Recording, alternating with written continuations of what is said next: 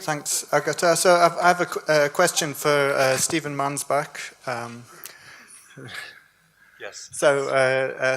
Thank you very much for your really great paper, opening up so many issues for us today for thinking about East Central Europe. And I just wanted to pick up on or invite you to expand on one aspect, one of the issues that you mentioned, and this is this myth of modernism being aligned with, assuming that modernism is aligned with some kind of progressive position. Well, I just want to, on a more kind of offhand note, mention, I don't know if you picked up this recent study by some Oxford academics who have found that, who did a study of seeing whether Brexit supporting people and Remainers about their aesthetic choices, and testing whether, and finding out through that actually Brexiteers prefer realist works and Remainers prefer abstract art. I mean, I don't know about the science of that, but I just wanted to flippantly mention that. But really wanted to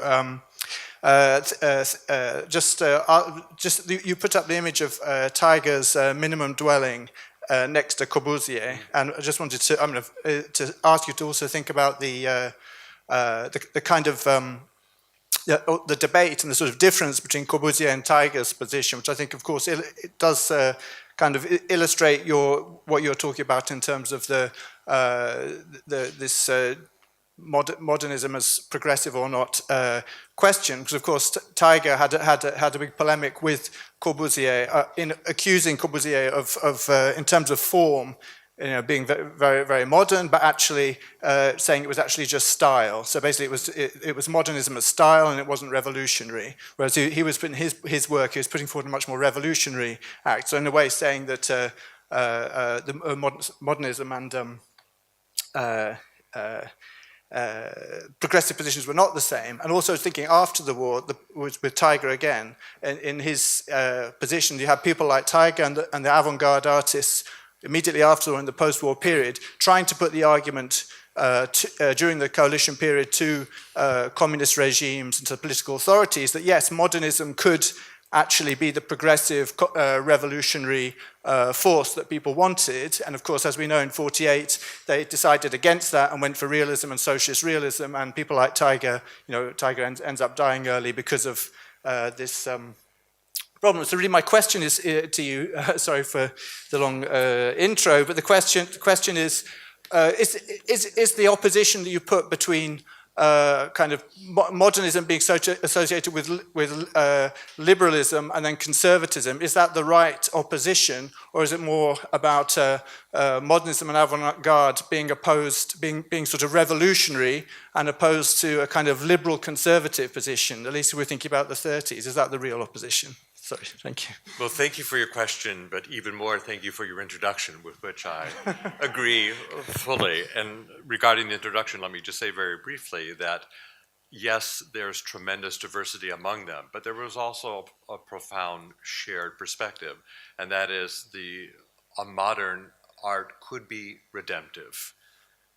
Now, when it comes to the politics, again, I agree with the presumption informing your question that there really is this type of, let's call it ambivalence. And the one thing that I tried just to illustrate, perhaps by presenting things in its most basic and gross, was that we today almost unthinkingly subscribe to the Economist's report on how Brexiteers affiliate themselves with particular types of art, but we do it as practitioners of art history all too frequently as well.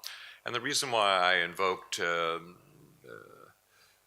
Dominique is that he was one of 3 presidents of the country that actually was elected on the basis of this unique combination of progressive aesthetics, which galvanized support among some, as well as reactionary ideology, and it was seen as normative. And it was only later that there was a fundamental shift that a liberal politics and a liberal aesthetics was a natural unity. So yes, despite the vast differences between Taiga and Le Corbusier, both in the 30s and again after the end of the Second World War, there still was, let's say, this assumption that it was surprising that Corbusier was only a stylist. Why didn't he have a political platform that would be coincident with his emphasis on a modernist style?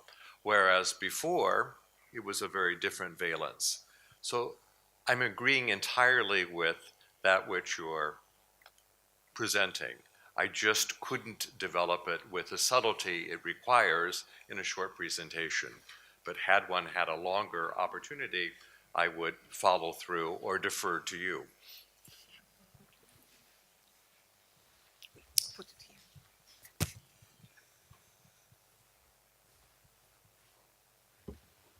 Thank you. My question is simpler, and it's rather a little request to you.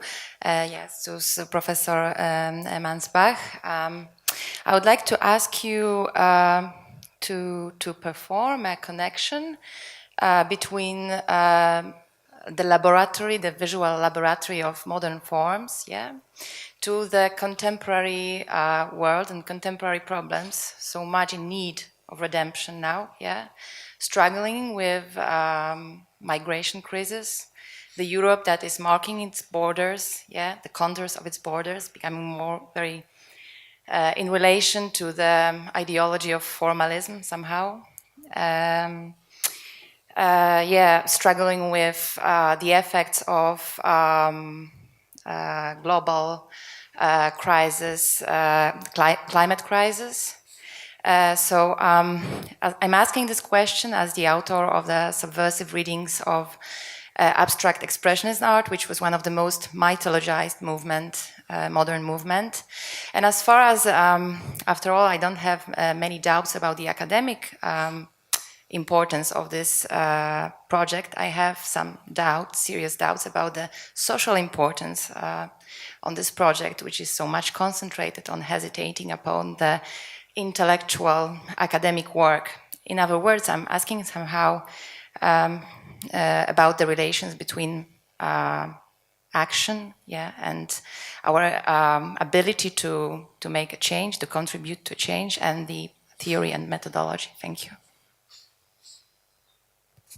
Once again, a superior question for which I'm not certain I have an equal answer to give. But one of the things that inspired this paper was a recognition that maybe artists have always claimed greater impact for their art, particularly its social implications, than it ever exerted. And the reason why I was investigating that is, in some respects, the very concern that you articulated. That today, when one might say we need a type of redemption even more emphatically than perhaps ever before, we turn to culture and we don't find the inspiration or the reassurance that we would like to find. We certainly can't turn to politicians. They've been discredited in large measure. So we rely upon that which we thought we could depend upon earlier, that is, cultural figures, either intellectuals or artists. They were by and large the same for many decades. But looking somewhat historically, one wonders whether even in the 20s and 30s, when so much of the art claimed to be a fundamental redemption of humankind, politically as well as morally, that perhaps they overestimated their authority, since everything which they so try to exalt never was fully realized. It's disheartening to recognize that historically, not just as historians, but it's even more dismaying to accept it as contemporaries. For if even at an earlier moment we overestimated the authority of art, when we see today, despite Borut's presence and the activity of Irwin over many years, that too, one has to admit, although I hate to do so, was only of limited political utility. My fear is that today, when the challenges are perhaps greater than any we faced since the 1930s, it's not to culture that we can turn, sad to say, even though one would desperately like to. It's not an answer, it's a plea. I have also the question to Steven Mansbach's presentation, which was very enlightening as usual. And my question is referring to the sign of equation you put between modernism and rationalization as a universal value. How would you comment the very important role of the primitive and the primitive art embracing different aspects like African sculpture, folk art, art of the children, and so on and so on? How would you comment on, from this perspective, the role of the primitive for modernism, of course? Once again, an extraordinarily searching question for which it's a very, very challenging to respond appropriately. I think there were two major currents. There were those that were one dominant current was one that recognized the inspiration that primitive art might serve, but also recognizing as well its limitations. And the limitations were it was primarily expressive, that it engaged the emotions, as opposed to something that could be truly liberating in a universal way, with one fundamental exception, that is the German expressionists, who saw primarily in Polynesian art a alternative to the, let's call it weakened, if not stultified, European tradition. So that was one, that is, it was an inspiration, but it wasn't a solution.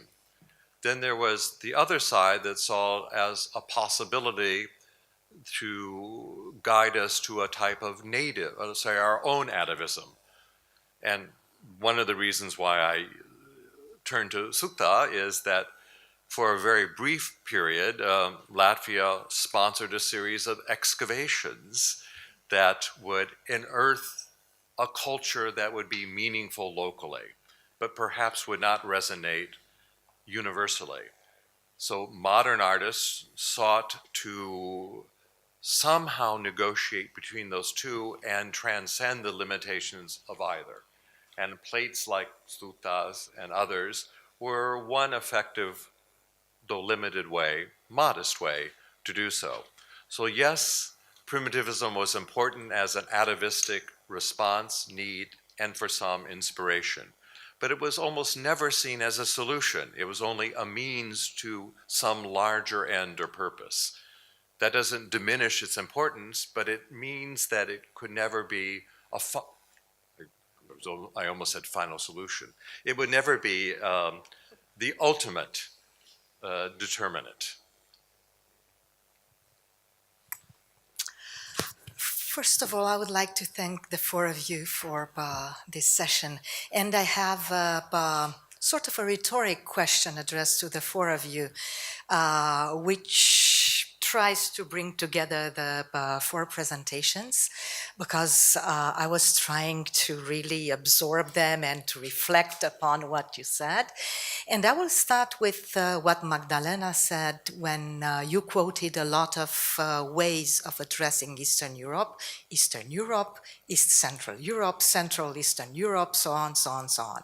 And I was thinking, as I've been dealing with that on my own, and as I've been trying to think about temporalities while I was writing the paper for here, if all these denominations do not encompass a lot of temporality, actually, because this is a session that addresses spatial turn, doesn't it? So I was thinking this is about space, but it's a lot about time. It's a lot about history, because when I will ask you what Eastern Europe do you address, each of you, Is it the Eastern Europe of Larry Wolff? Is it the Eastern Europe of modernism? Is it the Eastern Europe of communist bloc? Is it the Eastern Europe of post-communism and the excrement of what is that? So on and so forth. So for me, I think that the horizontality, it's not a criticism against horizontality, it's a question about how time is included within this horizontality. And I have a little specific question to Borut, which is related to what I said before, because I think that there are residual temporalities traveling along, as there are residual specialities traveling along. Did you feel a little bit like sort of Ljubomir Micic 2.0 when you embraced this other way of looking to the East? And this goes a little bit to the primitive thing, which is not addressed by you, but, well, I will discuss about that in the break with Stephen, I will say.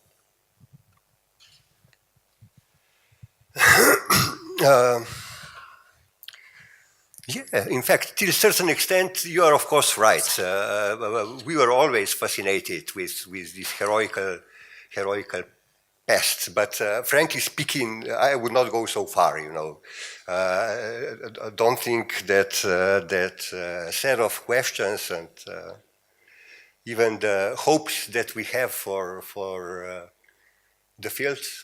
I'm speaking about art field of nowadays are probably pretty different that his were. Huh? But there is certain elements that probably it's somehow connected even to second question to Mr. Mansbach as well here. You know, the question about policy, what is possible, how is possible to address political nowadays? It's possible to speak a lot about that, but fact is that we felt lucky that were somehow born into or that we worked in the period that we worked, that we started working. You know, so I'm speaking here about 80s. 80s was a period when old systems started to deteriorate. I'm speaking about my personal experiences with Yugoslavia, of course. So the whole of the system was not so strong anymore. Get drained out, emptied up, and was possible to do things that before were out of question. I know that it was much more tough in Eastern Bloc, apropos these questions. So, in fact, we were faced with a kind of emptied up terrain.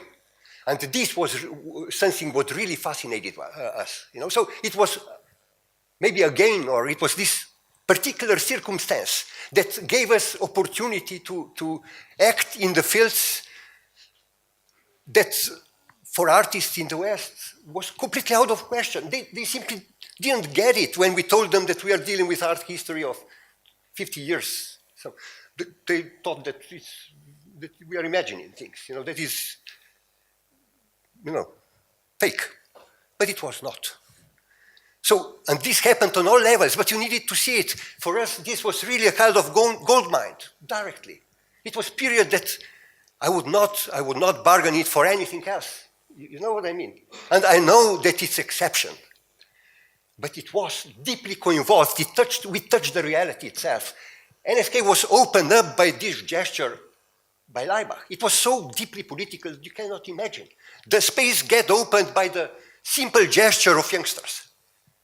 That was possible in those periods. I know that in the West it's not possible anymore for a long time. But I know that in the East it's difficult nowadays. And I pity young generations for that.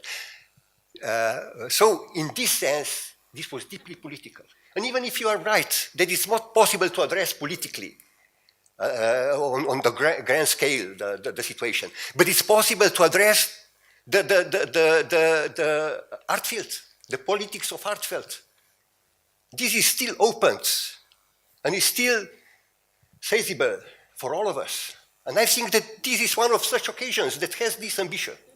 And I think that this is really, really precious. Maybe I will relate to the previous question. what I was trying to prove here is that that very notion of horizontal art history is dialectical because it invalidates the binary opposition between geography and history. So between time and space, in a sense, because I remember when Piotrowski started to elaborate the notion, he was teaching us, he was saying at the seminar classes that probably we should shift from the notion of art history towards the notion of art geography. So for Piotrowski, horizontal art history is in a way art geography. Of course, this is not the essential change. I think that it is rather dialectical, and it is fascinating to me how with this dialectical structure we can explain more than just Piotrowski theories created in Central Eastern Europe. And as it comes to the broader answer, I think that those names are connected to the temporality, and I think that Cold War binary oppositional thinking was different in terms of temporality in the West and in so-called East, because the communist utopia was about dialectical relationship between now, the present, and the future. So it was directed to the future, and now it seems to be that the future belongs only to the West. So the communist, it's so-called nostalgia or post-communist. So we are living in the post-future times, and I think that the word structure in terms of perceiving the time was very different for both, let's say, both parts of this binary division. And it has to be taken into the consideration that this structure, seemingly symmetrical, was not symmetrical at all, and it was completely different both as a concept of space and time. So, but I'm personally interested in the communist and post-communist Europe. If I should answer the question directly, I think this is the most fascinating period of research in this region.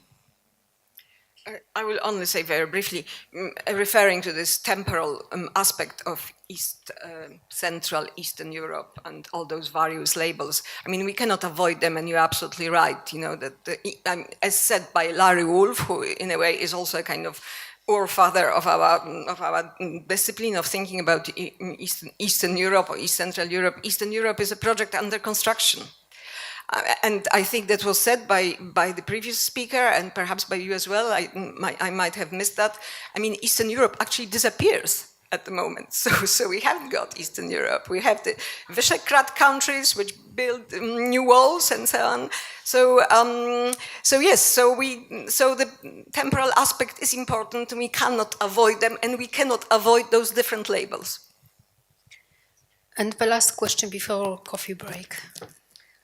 Thank you. I have just a very concrete question to Katarzyna Murawska-Mutesius. I really enjoy your presentation. It's fascinating for me, the methodology of reading the maps as images. Of course, they are images. And you showed very briefly one image where Russia was represented by this huge octopus, and I didn't catch the date or, you know, like the more. I would be very much interested in the background of this image and your broader explanation of it. Because yes, it is connected to the contemporary politics, which especially in Czech Republic is very, very up to date. Thank you. So can I answer it? Yes, but yeah. Okay. Now, this is a series of so-called Syria comics map of Europe. This is Fred Rose. He was actually a conservative, but they were preceded by, I mean, those kind of comical maps of Europe, which represent countries, only those existing countries as as people. I mean, the boundaries of any given country is being metaphorized as a person. So I have only shown that in order to show that Pan-Slavism was kind of dethroned, that it was unmasked as Russian expansionism. But those maps are really fascinating. They started much earlier than in 1871. There are maps from mid-19th century. There are several articles, not as many as there should be. They are quite popular quite recently. And I can see that on various collections of books about either Europe, sometimes Eastern Europe, those maps are chosen for the covers. This is for me very important because I'm particularly interested in covers of books on East Central Europe. So they were produced, the first one of those was produced by Paul Hadol, who was a French caricaturist. And this is Fred Rose, he was English. And I have written about it in an article which I can send you. And I don't know whether this is enough of an explanation. Let's finish. And Stephen, and we will finish. Just a brief question to Katarzyna. All your maps, with this being the single exception, were political maps. What would happen to your argument if you used physical maps, that is, with the mountain ranges picked up in relief? Because these might represent a counter-argument entirely, because they're not flat, imagistic. They are three-dimensional, one might even say sculptural, and they visually register fundamentally differently with a tremendously different political valence. You can't associate countries, but only mountain ranges. So how might your argument be changed, or maybe not at all? That's a very good question.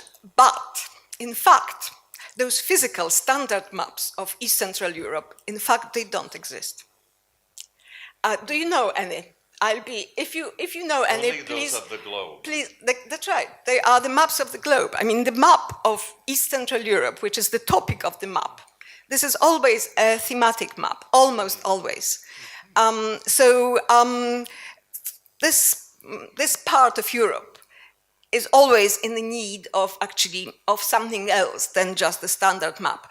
But the standard map appears as a metaphor in texts about East Central Europe or Eastern Europe.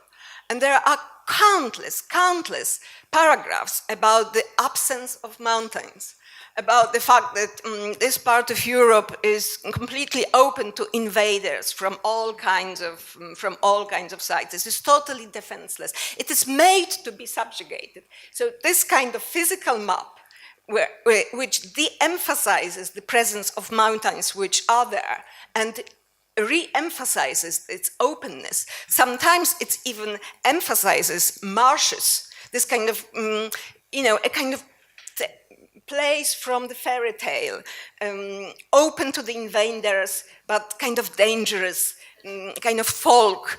This is a trope from history. From histories of East Central Europe, you will find it almost everywhere. Even those books which were published, those new histories of East Central Europe, published after 1989, they cannot get rid of this trope. Even very much people like Anne Applebaum, for instance, she actually makes this trope into an incredibly important paragraph of one of her books on East Central Europe. So this is a trope rather than the cartographic reality. Thank you very much. Thank you. I would like to thank our speakers again.